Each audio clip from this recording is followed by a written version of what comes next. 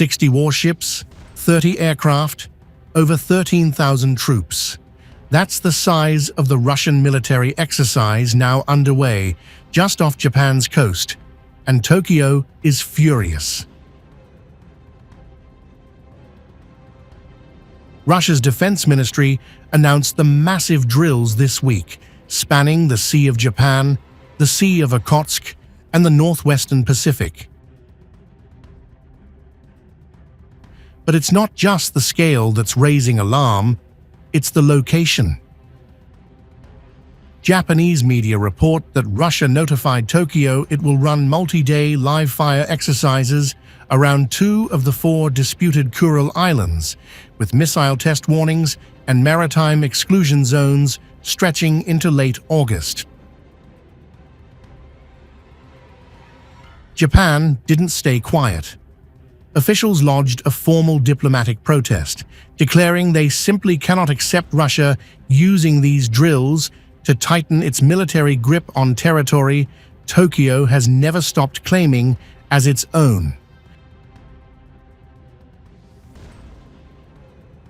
Neither Moscow's embassy in Japan nor Japan's foreign ministry has said much publicly beyond that, and it's still unclear whether Russia's ambassador was even summoned over it.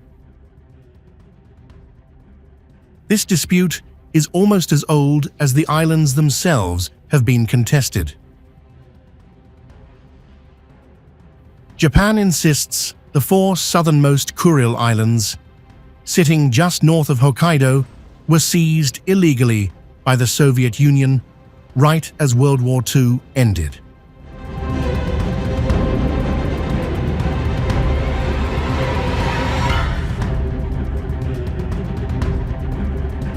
We are not threatening Japan.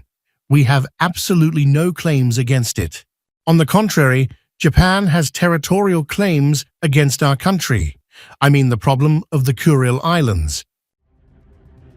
Russia has controlled them ever since, administering them as part of its Far Eastern Sakhalin region. The standoff runs so deep that 8 decades later, Russia and Japan still haven't been able to sign a formal peace treaty closing out the war between them.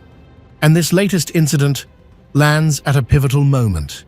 Japan has been quietly abandoning its post-war pacifist posture, ramping up defense spending, signing new military pacts, and placing missile launchers on its outer islands. Just this week, Japan's defense minister warned the military needs to move with, in his words, urgency and crisis, as a new government defense assessment escalated its warning on Moscow and Beijing, describing their military cooperation not as a passing concern, but as a deepening strategic partnership. Add in more frequent joint Russia-China air patrols near Japan's shores, and a Tokyo that's sanctioned Moscow since the invasion of Ukraine. And this isn't just a dispute over 4 small islands anymore. It's a test of how far Russia is willing to push, and how far Japan is willing to be pushed.